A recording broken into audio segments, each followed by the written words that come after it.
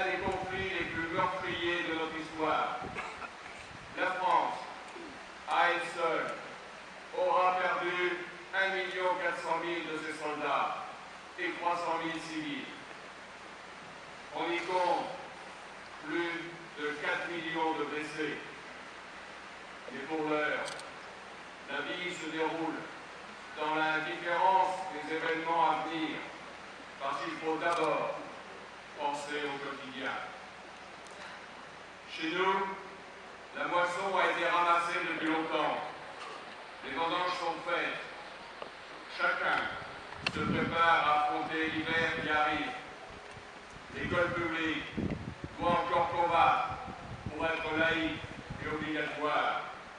L'aristocratie est dans ses souvenirs, mais rêve de revanche. La bourgeoisie entière vit encore dans l'insouciance de ce que certains ont osé appeler la belle époque. Mais, dans les champs, dans les usines, dans les ports et dans les mines, c'est la pauvreté, souvent la misère. Vieux avant que d'être, des enfants de 8 ans et parfois moins sont à la peine, parce qu'il leur faut travailler pour manger. Pour eux, on ne peut survivre sans souffrir. Jaurès sera bientôt assassiné. Aux plus jeunes et à ceux qui seraient tentés par l'oubli, je leur dis que ce n'est pas là le récit d'un autre temps. Je leur dis que c'est beaucoup plus près. C'était hier. C'est la vie. C'était leur vie que racontaient nos grands-parents aux enfants de mon âge que nous étions alors. Et si aujourd'hui ils ont tous disparu, le souvenir de leur sacrifice, comme celui de ceux qui, 25 ans plus tard, reprendront la lutte pour que nous soyons aujourd'hui des hommes et des femmes libres, restera dans nos cœurs. Nous leur en faisons le serment.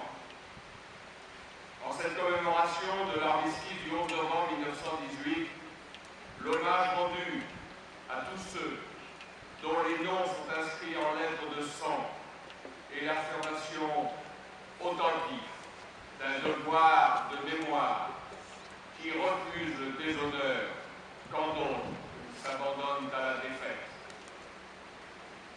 Nos anciens ont voulu qu'un monument nous rappelle que la patrie, c'est l'émotion partagée de l'héritage impérissable d'un passé de courage et de la responsabilité de l'avenir devant les générations futures. J'entends, quant à moi, à ce qu'il soit respecté dans sa gloire et dans sa dignité, quand certains, sous prétexte de complaisance, s'attachent à vouloir réécrire l'histoire de notre pays. Ce soldat, ce poilu au trait figé dans le temps, est d'abord celui qui défend la République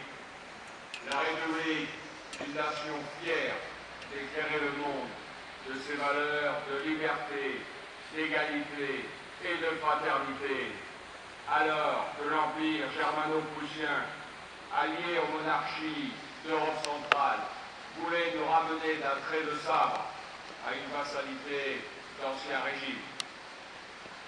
Les combats commencent en août 1914, dans une Europe au nationalisme exacerbé. L'ennemi est au port de Paris dès septembre.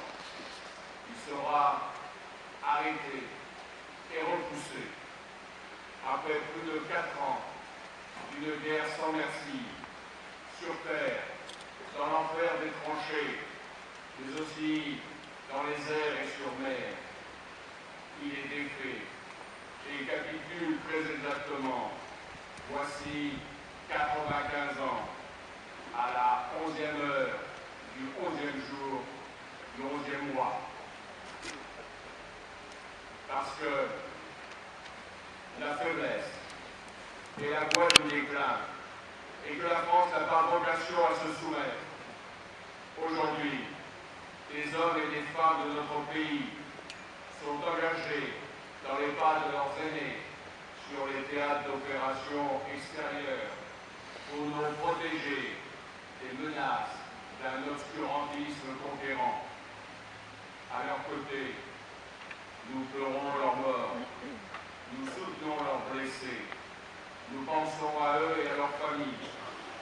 Ici, au Bossé, générations et naissances confondues, nous rendons hommage à toutes les victimes, civiles et militaires, du terrorisme et de la barbarie. Nous leur dédions cette cérémonie. Vive le